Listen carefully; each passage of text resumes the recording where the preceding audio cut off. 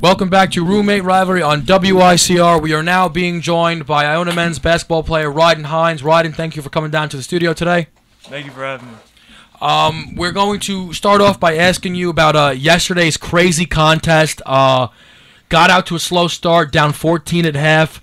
Wild ending. AJ gets his man in the air, draws the foul, N1, makes the free throw up by 1. They miss a pretty decent look at the buzzer. Just what were the emotions, for the team, just the up and downs throughout that whole game? Well, yes, before the game, we knew it was going to be a tough game because Monmouth's a great team, and every conference game for us is going to be tough because I feel like we have a big target on our back. Everybody wants to try to take what we have, and we knew that going in, we had the chance to clinch a regular season championship. So we knew that the emotions were going to be high. And when we were down 14 at halftime, we weren't necessarily stressed out that the game got out of hand because we knew we could make a splash in the second half, and we just started making shots and playing our up tempo pace and got back in the game.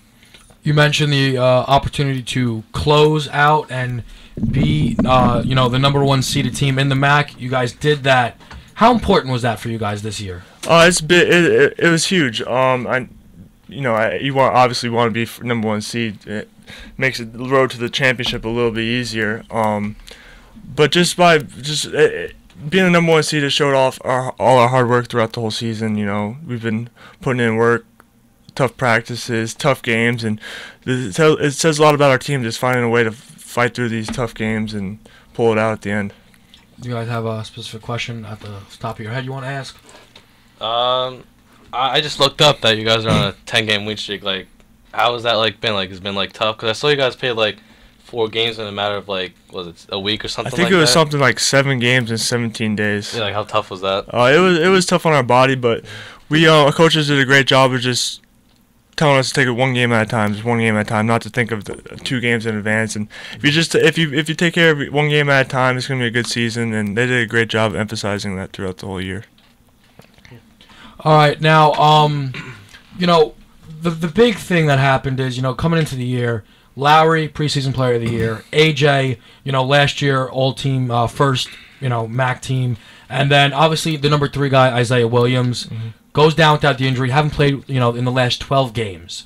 What can you talk about, maybe the label the other guys who have stepped up in his absence? I know that was one of the questions before the season was who does Iona have besides the big 3, And I think with Isaiah going down, it showed a lot of our team that we do have more than just 3 players. And Sed did a great job stepping up. I mean, he was on top 10 on Bleacher Report today for freshmen. Top 10 freshmen in the entire country. Mm-hmm. And then Kelvin's done a great job. He had knee surgery last year, so he's finally getting back on that. It's been about 9 months now, so he's finally getting to the swing of things. And he's been an absolute beast the past couple of games. I mean, he's averaging 10 rebounds the past 4 games.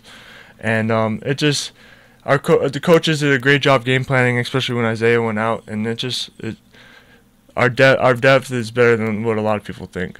Now, when you get someone back like Isaiah, it's very exciting. But Mm-hmm. are there any is there any nervousness about just working him back into what right now is obviously a well-oiled machine? 10 wins in a row. I mean, that's up to the coaches. That's their job. We just play. But I think they're going to do a great job fitting Isaiah back. I don't think they're going to force him back right away, but the trainers, Isaiah's been working hard rehabbing, and they're going to make sure he's 100% before he comes back. And if he's 95%, coach isn't going to play him, and because we need him for the conference tournament. And Isaiah's a great player, and I don't think we're going to have a hard time trying to fit him back onto our team. Now I want to ask you, a question about yourself personally. In up and down years, some games you haven't had your best, but there have been games where you have been a key factor in some really important wins for this team. How do you, balance the up and downs of a season personally? I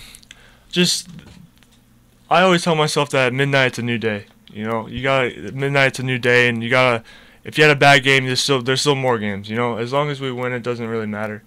And it just keep moving forward. It's just you're don't worry about the past. Just keep working forward, and we got a lot to work on. But we're gonna be fine.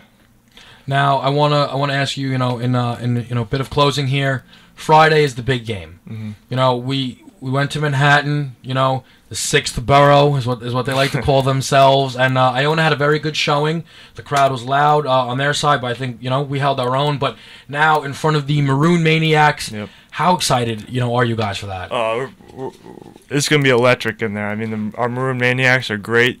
I know they've helped us pull out a couple wins this year, and those guys are right behind our bench yelling, and we thank them a lot. But this place is going to be crazy.